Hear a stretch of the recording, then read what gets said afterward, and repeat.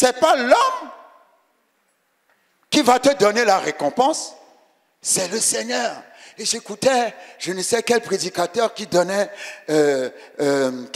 d'une histoire qui est vraie. C'est l'histoire de quelqu'un qui avait travaillé comme garçon de chambre dans un très grand hôtel, un des plus grands hôtels à Londres. Et comme il travaillait comme garçon de chambre et qu'il était en plus un étranger, son patron ne le respectait pas. Amen. Et un jour, je ne sais pas quelle erreur il a commise et son patron l'a giflé. Mais le jeune homme n'a rien dit. Des années se sont passées parce qu'il était étudiant. Il avait entre-temps laissé ce travail et il a fait ses études. Et il est sorti, il est devenu une personnalité. Amen. Et dans le cadre de sa fonction, il a voyagé à Londres. Et on l'a mis dans l'hôtel où il avait travaillé quand il était jeune. Et dans cet hôtel, on l'avait mis dans la chambre présidentielle. Et voilà qu'il avait demandé qu'on lui serve le petit déjeuner en chambre. Et supposons, j'invente le nom, que le patron qu'il avait giflé quand il était jeune s'appelait Monsieur Smith. Et quand il avait demandé le petit déjeuner à amener dans sa chambre, qui se présente? Voilà Monsieur Smith qui arrive. Le jeune homme regarde Monsieur Smith. Mais Monsieur Smith n'a pas reconnu le jeune homme. Monsieur Smith a donné le petit déjeuner et a pris le pourboire de la personne qui l'avait giflé, sans savoir que c'était la personne qui l'avait giflé. Et quand il s'est retourné pour partir, le jeune homme l'a appelé Monsieur Smith. Et puis il s'est dit, comment me connaissez-vous? Et il va lui dire, souvenez-vous de tel jeune homme qui s'appelait tant? C'est moi. Et Monsieur Smith a prié pour que la terre s'ouvre pour rentrer dedans. Mais malheureusement, la terre a refusé de s'ouvrir. Parce que parfois, quand la honte vient sur toi, tu cherches à ce que la terre s'ouvre pour rentrer dedans. Alléluia. Ce jeune homme a été traité injustement. Il y a eu du temps qui est passé. Mais Dieu a fait en sorte que la personne qui l'a dégradé, pendant qu'il était en bas, est venu le servir pendant qu'il est arrivé en haut. Dis à ton voisin, oh, comment? Dis à ton voisin que ton identité n'a rien à voir avec ce que tu vis. Ah, ça, c'est une révélation. Ton identité n'a rien à voir avec ce que tu vis. Tu peux être un roi, mais pour le moment, tu es cuisinier dans un hôtel où on te gifle. Mais ça n'empêche pas que tu es un roi. Quand on l'a giflé, il n'a pas giflé son patron. Quand on l'a giflé, il s'est tué. Et il est devenu plus tard, voilà, un grand homme de Dieu.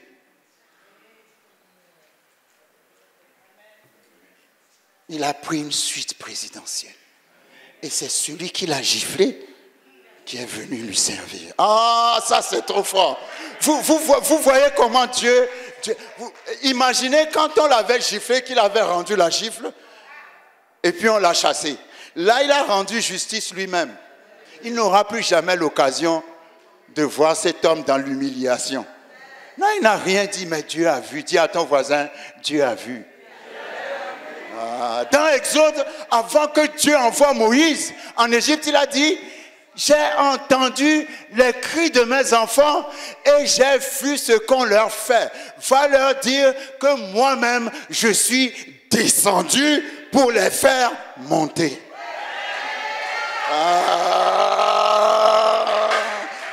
Quand Dieu descend, ce n'est pas pour te faire descendre. Quand Dieu descend, c'est pour te faire... Dieu dit, j'ai vu ce qu'on leur fait. Dis-leur que je suis descendu. Ah, quand Dieu descend, c'est terrible. Hein? Je suis descendu pour les faire monter. Mais ce que nous devons comprendre avec Dieu, c'est que Dieu fait ces choses en son temps. Parfois, nous sommes pressés. Mais pourquoi demande à ton voisin, pourquoi tu es pressé? Il ne faut jamais se presser dans la vie. Laisse tout entre les mains de Dieu. Parce que quand Dieu va se lever pour toi, toi-même tu vas dire non, pardon Seigneur, ça c'est trop, calme-toi un peu. Alléluia. Je plains vos ennemis. Je dis je plains vos ennemis. Je dis encore je plains vos ennemis. Amen. Parce que Dieu est un Dieu de récompense. Hébreux chapitre 6. Hébreux chapitre 6 dit quelque chose pour consoler quelqu'un. Vous savez, parfois, je vais vous dire, nous sommes tous des êtres humains. Il y a des choses qui nous arrivent, des situations difficiles, et on a l'impression que Dieu ne voit pas.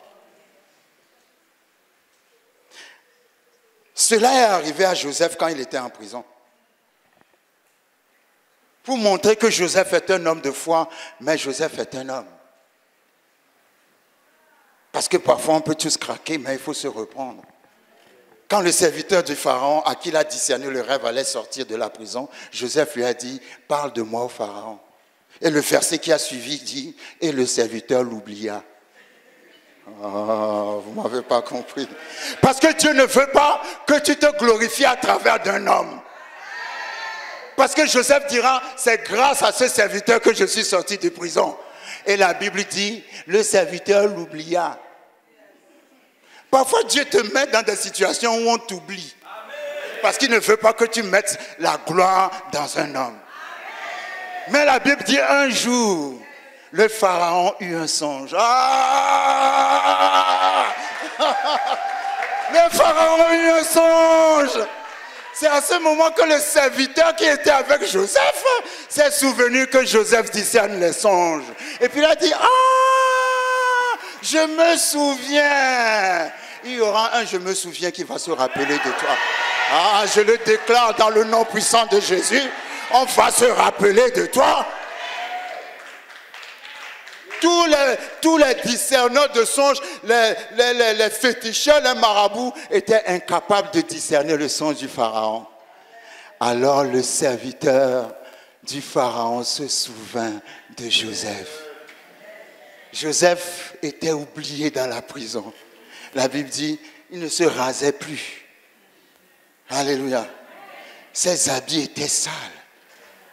Et puis un jour comme ça, on a entendu que quelqu'un a frappé à la porte de sa cellule. Et quand il a ouvert, on lui a dit, le Pharaon veut te voir. Mais moi, je suis dans un trou où tout le monde m'a oublié.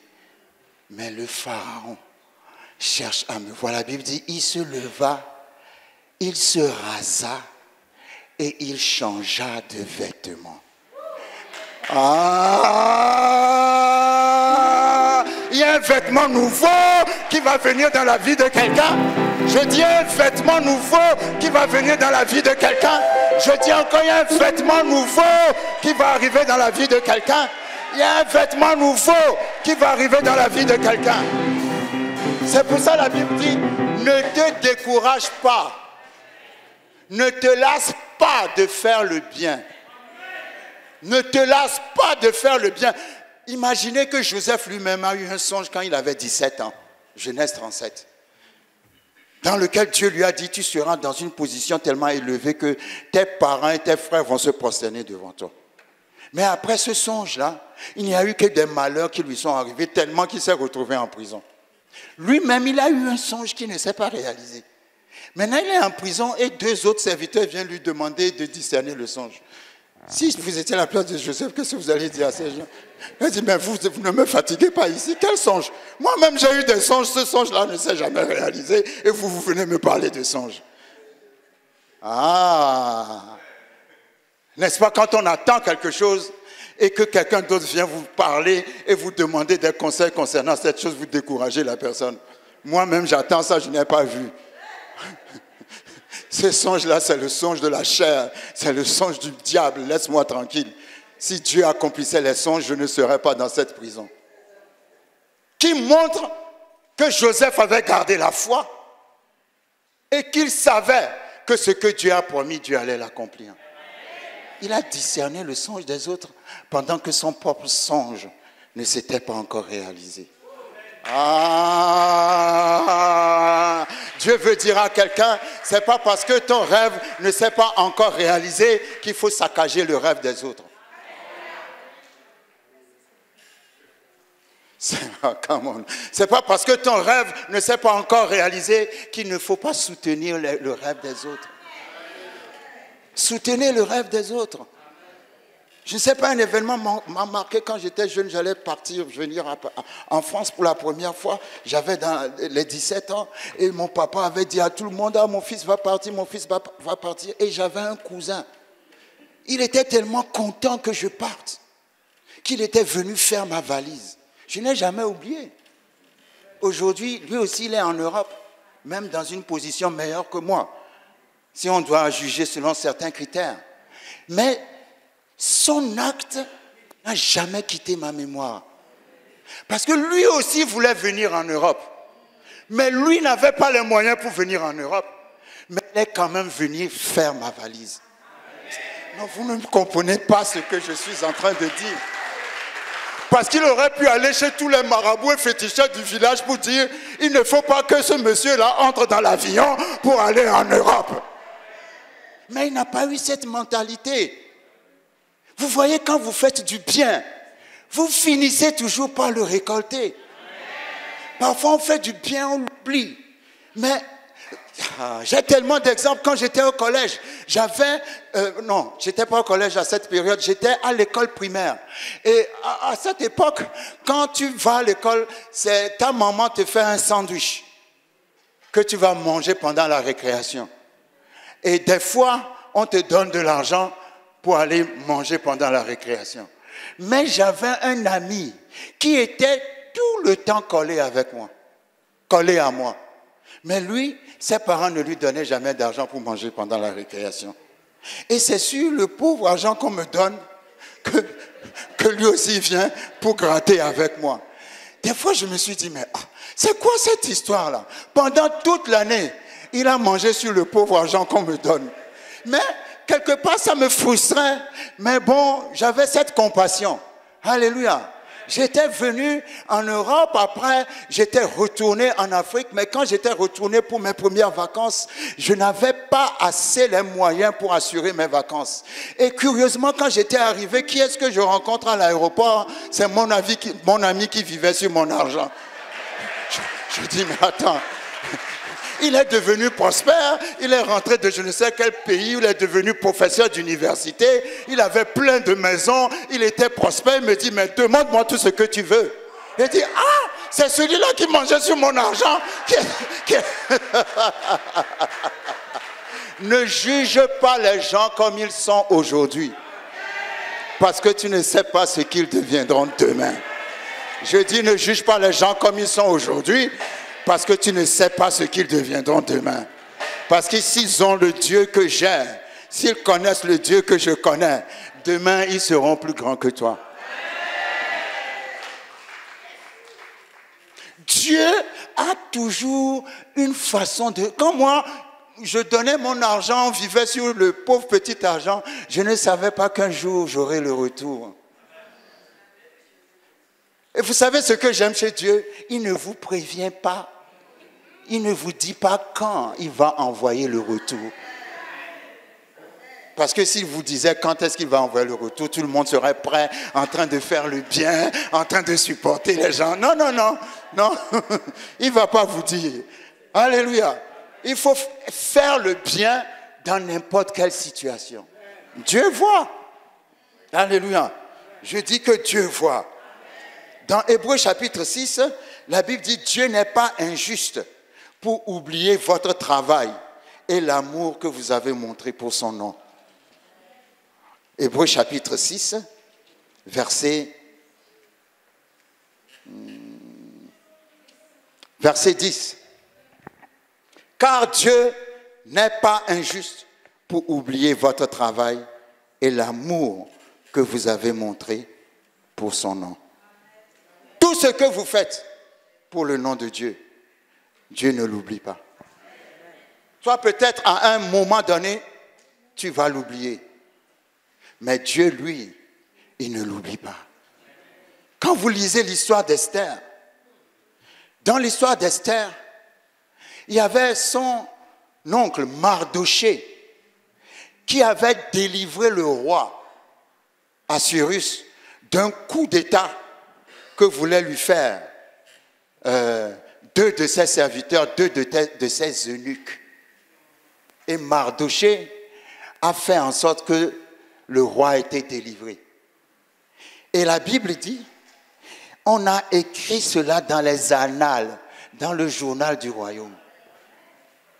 Mais le roi n'a jamais récompensé Mardoché. Oh Seigneur, aidez-moi. Quand vous faites du bien et que vous vous attendez à un retour et qu'on ne vous donne pas le retour, restez calme. Dis à ton voisin, restez calme. Ah, restez calme. C'est parce que Dieu attend une saison.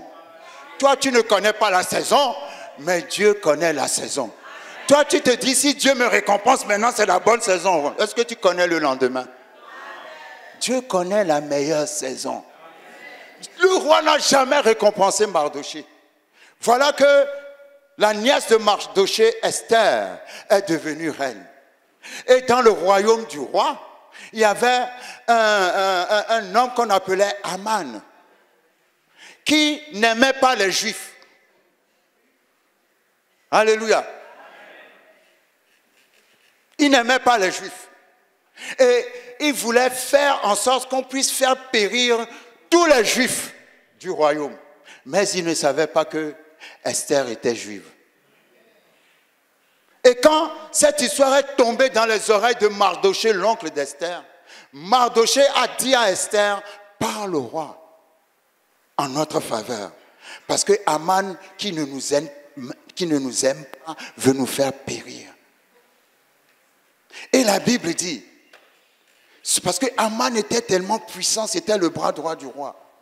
La Bible dit, Aman avait dressé des potences dans sa maison pour faire pendre Mardoché. Voyez jusqu'où la menace était arrivée.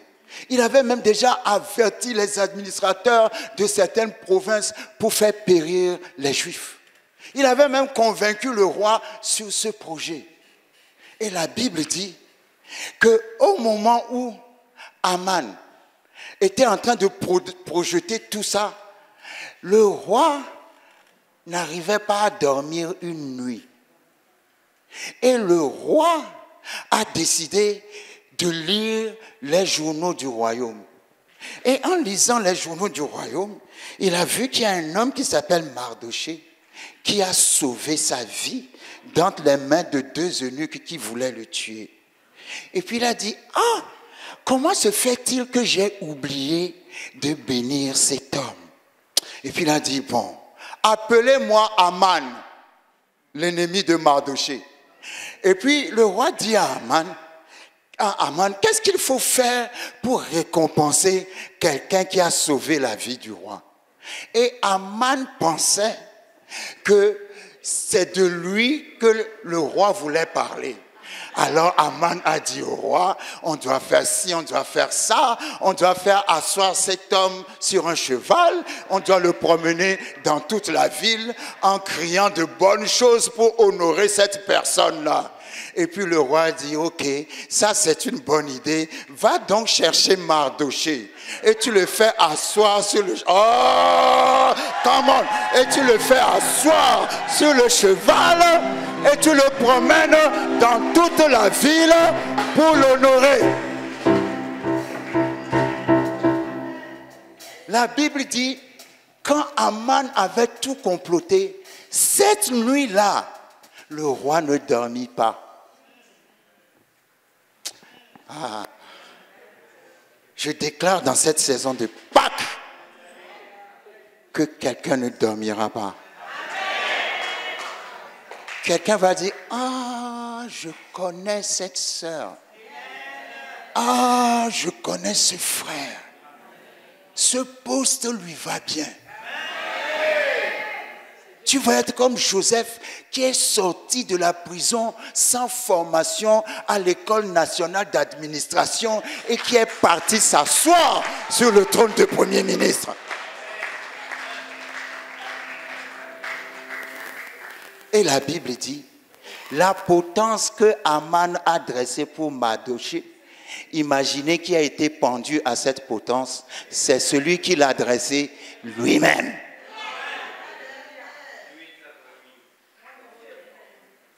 Et sa famille. Vous savez, quand Dieu se lève pour vous, ce qu'il fait, ça dépasse l'imagination. Dieu va se lever pour toi. Je dis Dieu va se lever pour toi. Je dis encore Dieu va se lever pour toi. Quand nous lisons le livre de Job, dans le livre de Job, j'aime bien le livre de Job. Il y a une sœur qui m'a dit tout à l'heure, pendant l'entretien, je disais j'aime bien quelque chose. Elle a dit mais pasteur, vous aimez tout. Parce qu'à chaque fois vous dites toujours j'aime bien. Oh, j'aime tout, c'est vrai, j'aime tout. J'aime tout ce qui est dans la Bible. Amen. Job est parti trouver, je dis Job, Satan est parti trouver Dieu. Job 1, verset 6. Or, les fils de Dieu vinrent un jour se présenter devant l'Éternel, et Satan vint aussi au milieu d'eux. L'Éternel dit à Satan, d'où viens-tu? Et Satan répondit à l'Éternel, de parcourir la terre et de m'y promener. Il n'a rien à faire. Et l'Éternel dit à Satan, as-tu remarqué mon serviteur Job? Est-ce que quelqu'un comprend à quel point Dieu veut être fier de toi? Moi, quand je lis ça, je me dis, ah, qu'est-ce que Dieu dit de moi? Dieu doit dire à Satan, as-tu remarqué mon serviteur Jean-Claude? As-tu remarqué ma servante Agnès? Pendant que Dieu parle de toi comme ça, toi tu te décourages, tu murmures, tu abandonnes la foi. Quelle honte pour Dieu! Dieu était fier de Job. Tellement fier qu'il a dit à Satan, as-tu vu mon serviteur Job? Dis à ton voisin, Dieu est fier de moi. Je ne vais pas le décevoir. Il n'y a personne comme lui sur la terre. C'est un homme intègre et droit, craignant Dieu et se détournant du mal. Et écoutez la réponse de Satan. Verset 9. Satan répondit à l'Éternel, est-ce d'une manière désintéressée que Job craint Dieu? Ne l'as-tu pas protégé, lui, sa maison, et tout ce qui est à lui? Tu as béni l'œuvre de ses mains, et ses troupeaux couvrent le pays. Ça veut dire que Job était tellement dans la crainte de l'Éternel que l'Éternel l'avait béni. Est-ce que vous me suivez? L'Éternel a tellement béni, Satan dit à Dieu, mais si Job t'adore et est intègre comme ça, c'est parce que tu lui as fait ceci et tu lui as fait cela. Mais pourquoi l'Éternel lui a fait ceci et lui a fait cela? Parce que Job craignait l'Éternel. Ça veut dire que si tu crains l'Éternel, l'Éternel va te donner des récompenses. Je n'ai pas le temps d'aller dans le fait que nous serons tous en tant que chrétiens jugés un jour et que nous recevrons aussi notre récompense au ciel. Parce que la Bible parle, quand vous lisez 1 Corinthiens 3, que nos œuvres seront jugées par le feu. Quand nous arriverons au ciel, après l'enlèvement, le premier jugement qui aura lieu, c'est le tribunal de Christ, c'est le jugement de l'Église. Ce n'est pas un jugement pour condamner, parce qu'il n'y a plus de condamnation pour ceux qui sont en Christ Jésus, mais ça sera un jugement pour donner des récompenses par rapport à comment tu as servi l'Éternel. Pourquoi tu fais ce que tu fais? Tu le fais pour être vu ou tu le fais parce que tu aimes Jésus? Il y aura une récompense. Si c'est pour être vu, alors tes œuvres, la Bible dit dans 1 Corinthiens 3, sont comparables à de la paille. Quand ça va passer par le jugement du feu, ça va consumer, ça va brûler. C'est comme si tu n'as rien fait. Tu n'auras pas de couronne, tu n'auras pas de trône. Tu seras au ciel, mais tu n'auras rien du tout. Alléluia. Mais si tu as servi l'Éternel avec la dévotion qu'il faut, sans penser à tes propres intérêts, avec le cœur qu'il faut, la Bible dit, tes œuvres seront comparées à de l'or. Si vous jetez l'or dans le feu embellit l'or. Alléluia. Et tes œuvres recevront une récompense. Donc il y a une récompense pour la manière dont chacun aura marché sur cette terre. Amen. Je vais conclure par 3 exemples. Vous savez, quand Dieu vous récompense, comme nous l'avons vu, récompense veut dire compenser 2 fois. Quand il vous récompense, il vous donne toujours plus que vous avez perdu. Alléluia. Quand il vous restaure, il vous donne toujours plus que vous avez perdu. Quand Job a été restauré après avoir tout perdu, parce que figurez-vous que Satan a dit à Dieu, prends-lui tout ce qu'il a et tu verras qu'il va te maudire.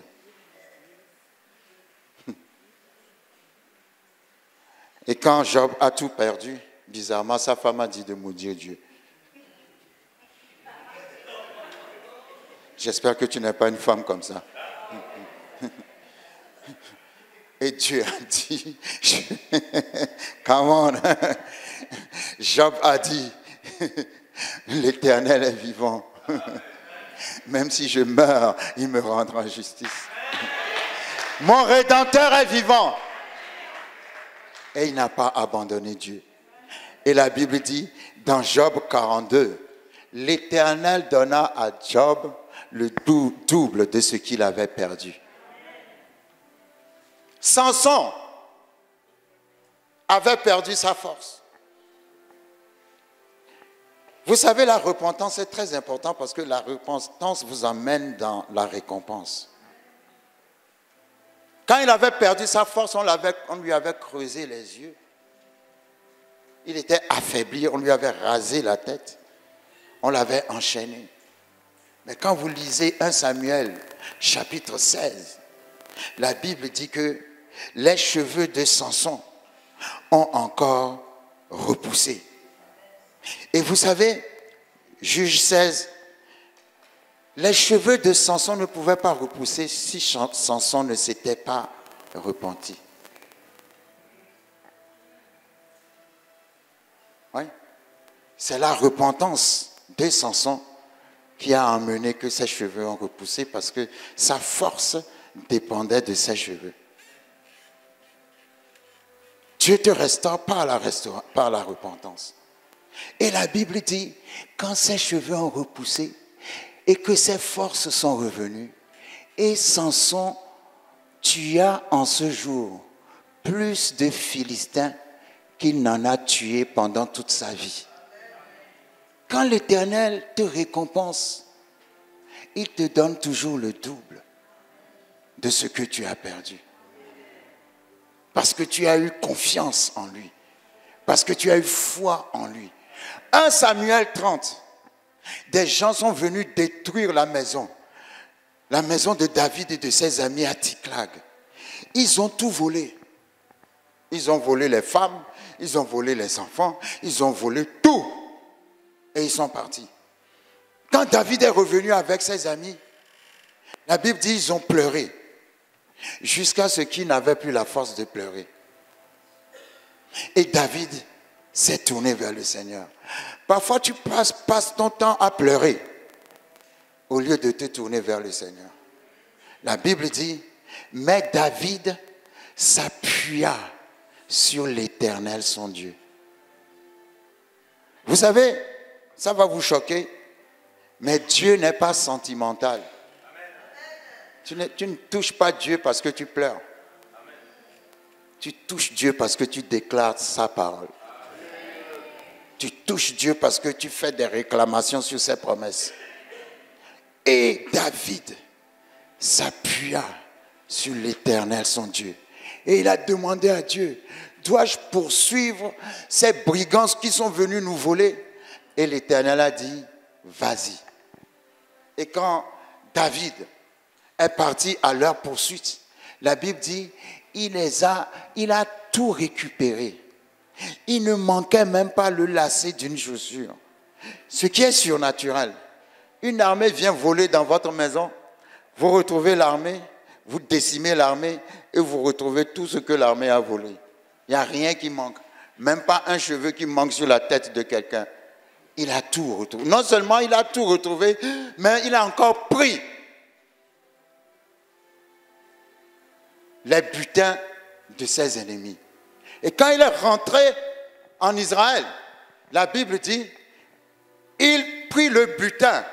Le butin, ce n'est pas ce qui lui appartenait. Le butin, c'est ce qui appartenait à ses ennemis. Et il distribua le butin aux anciens d'Israël. C'est-à-dire, non seulement il a récupéré ce qu'il a perdu, mais en plus, il est revenu avec plus. Dis à ton voisin, il y aura plus. Dis, il y aura plus. Et on va terminer avec Exode 12. Quand le Pharaon a dit, sortez vite de mon pays et bénissez-moi. Ça, j'aime trop ça. Hein? Le Pharaon a dit, bénissez-moi. Quand il a dit, sortez vite et bénissez-moi, la Bible dit que les enfants d'Israël sont partis demander à leur maître leur or et leur argent. Exode 3 dit que ce sont aux femmes qu'on a donné cette mission.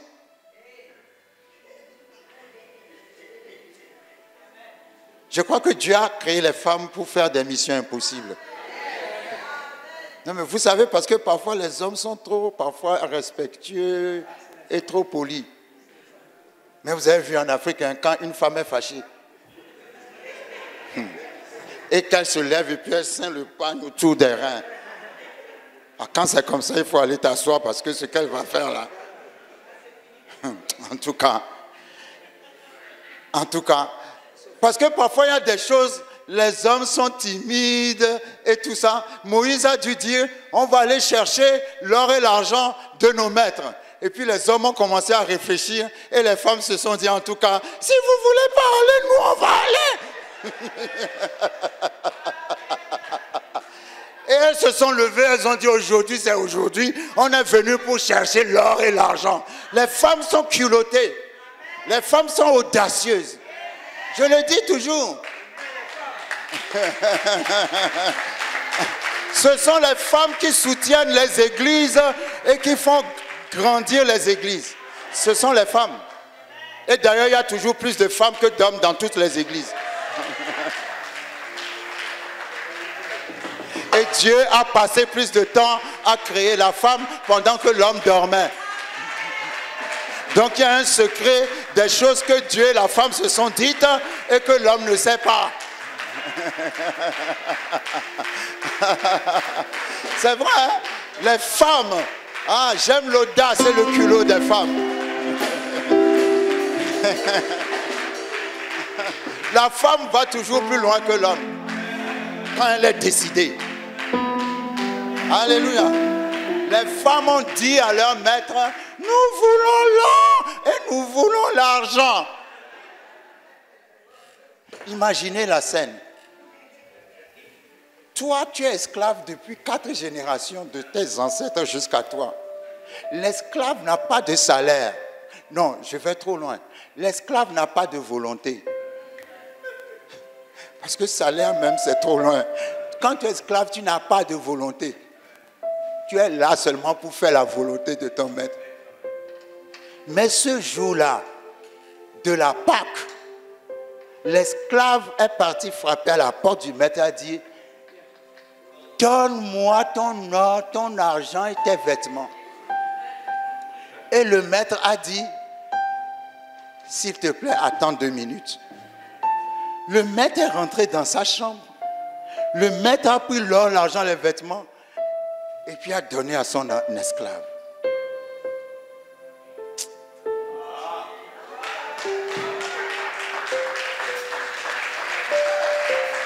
La Bible dit, et ils dépouillèrent l'Égypte. L'Égypte était comme les États-Unis, la nation la plus puissante. Mais quand Israël est sorti de l'Égypte, l'Égypte est passée de la nation la plus puissante à la nation en voie de développement. J'avais entendu dans les informations il y a quelques années que le gouvernement égyptien a réclamé à Israël que Israël lui rembourse. Oh, vous ne me comprenez pas. Non, vous ne me comprenez pas. Ils ont réclamé un remboursement. Alléluia. Pour montrer à quel point c'est vrai.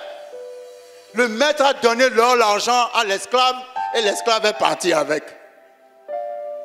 Mais pourquoi Dieu a accordé cette faveur? Parce qu'il est Jéhovah Gomola. Parce que pendant 4 siècles, leurs ancêtres ont travaillé sans recevoir de salaire. Est-ce que je peux dire à quelqu'un que le temps du salaire est arrivé? Ça fait plus de 4 siècles qu'on entend ce salaire dans ta famille. Ça fait des décennies qu'on attend ce salaire dans ta famille. Mais Dieu dit le temps du salaire est arrivé. Je dis le temps du salaire est arrivé. Je dis le temps du salaire est arrivé. Dieu va rémunérer quelqu'un.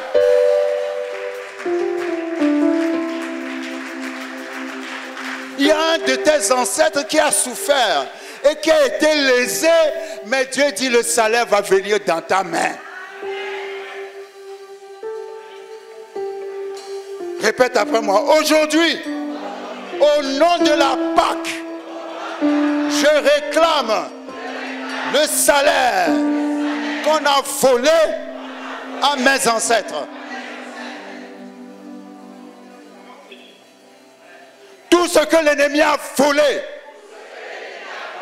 dans les générations de ma famille, aujourd'hui, je réclame son retour.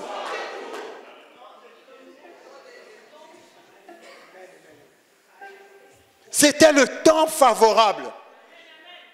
Galates chapitre 6 dit, ne te lasse pas de faire le bien, car au temps convenable, tu récolteras. Le temps convenable, c'est le temps favorable. Il y a un temps où la faveur est obligée d'être relâchée sur toi. Galates chapitre 4 dit, lorsque les temps ont été accomplis, Jésus est arrivé. Ça faisait longtemps, le verbe accomplir dans ce verset veut dire que tu prends un verre, tu verses de l'eau, c'est traduit par le mot grec pléroma. Tu verses de l'eau dans le verre jusqu'à ce que l'eau arrive au bord du verre. Quand l'eau est arrivée au bord du verre, ça veut dire que les temps sont accomplis. Ça veut dire que le temps est arrivé où quelque chose forcément.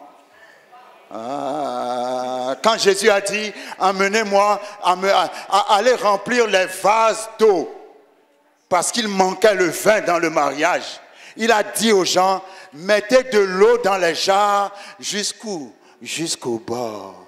Quand quelque chose arrive, quelqu'un doit recevoir.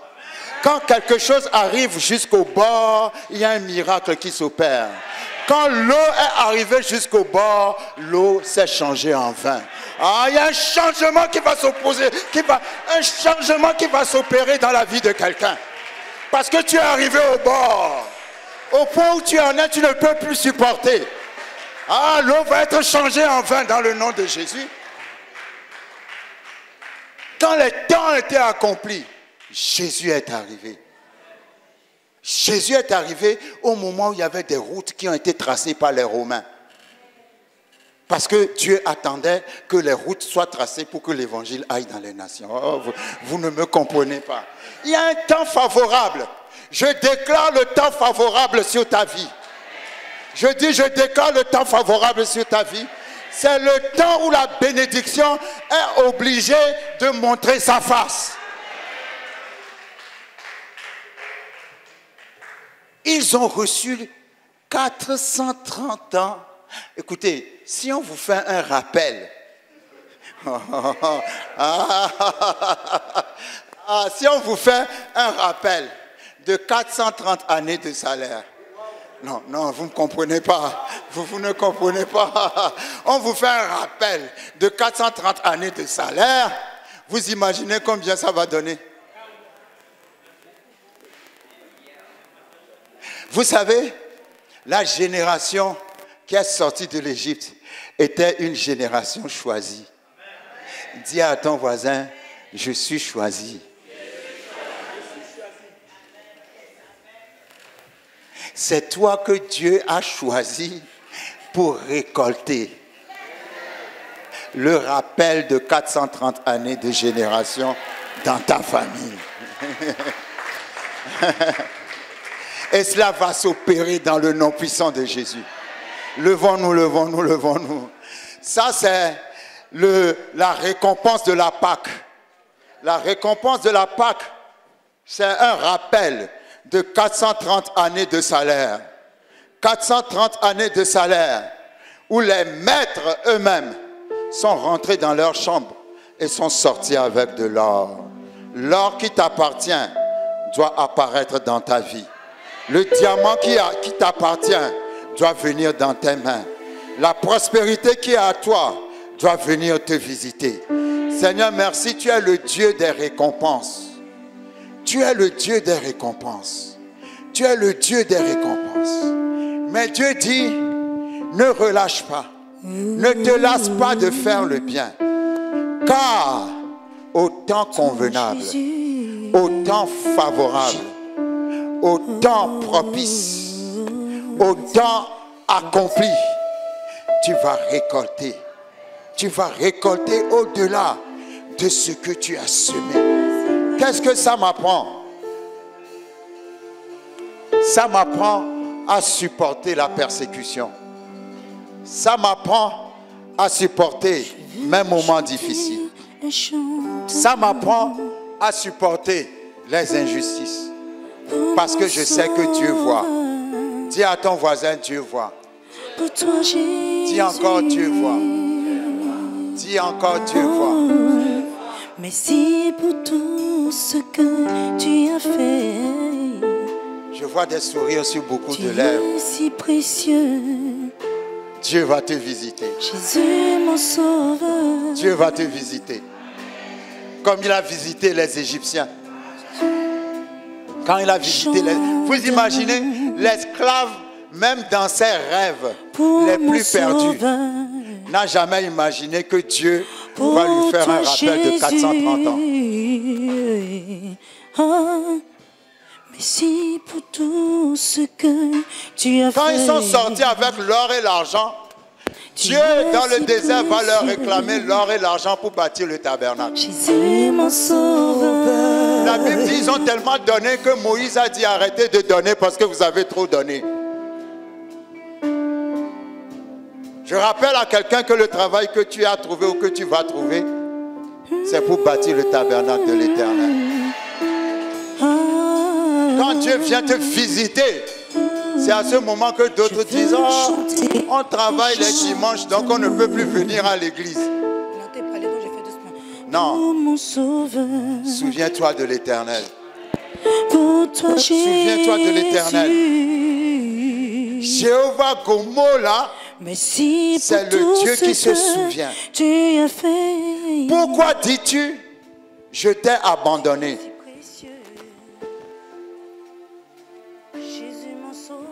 Mes yeux sont toujours ouverts sur toi. Même si une mère oublie d'allaiter son enfant, moi, je ne t'oublierai pas. Ça, c'est le El Shaddai qui parle. Parce que El Shaddai veut dire le Dieu qui a plusieurs mamelles. Vous êtes trop calme, hein? Ne faites pas les gens qui sont, comment dire, qui sont chastes ou bien qui sont, je ne sais pas quoi devant moi ici. Quand j'ai dit le Dieu qui a plusieurs mamelles, vous vous dites, mais qu'est-ce qu'il dit? Les chrétiens, vraiment, quand on commence à parler de choses intimes, ils deviennent très puritains. Alors qu'ils sont tous spécialisés dans ces choses-là. Et ils font semblant de ne pas connaître et comprendre ce que tu dis. Alléluia.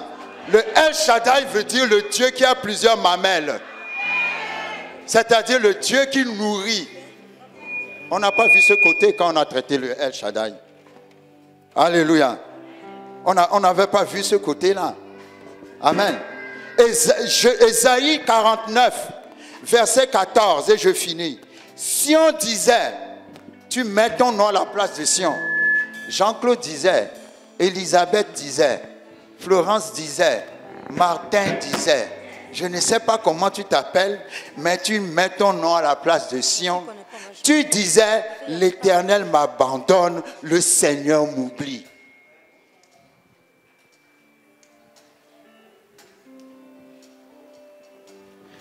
Une femme oublie-t-elle l'enfant qu'elle allait? Là, Dieu se présente comme une femme. Dieu n'est pas seulement masculin, il est masculin et féminin. Alléluia. Une femme oublie-t-elle l'enfant qu'elle allait? N'a-t-elle pas pitié du fruit de ses entrailles? Quand, même si elle oubliait, quand elle l'oublierait, moi je ne t'oublierai point. Voici, je t'ai gravé sur mes mains, tes murs sont toujours devant mes yeux. Ah mais ça c'est trop fort. Dieu dit je t'ai gravé sur mes mains. Ça veut dire que partout où Dieu va, toi aussi tu vas avec Dieu. Oh! Alléluia. Il dit même si une femme oublie d'allaiter ses enfants, moi je ne t'oublierai pas. Et la femme ne peut pas oublier d'allaiter ses enfants. Parce que Florence m'a expliqué.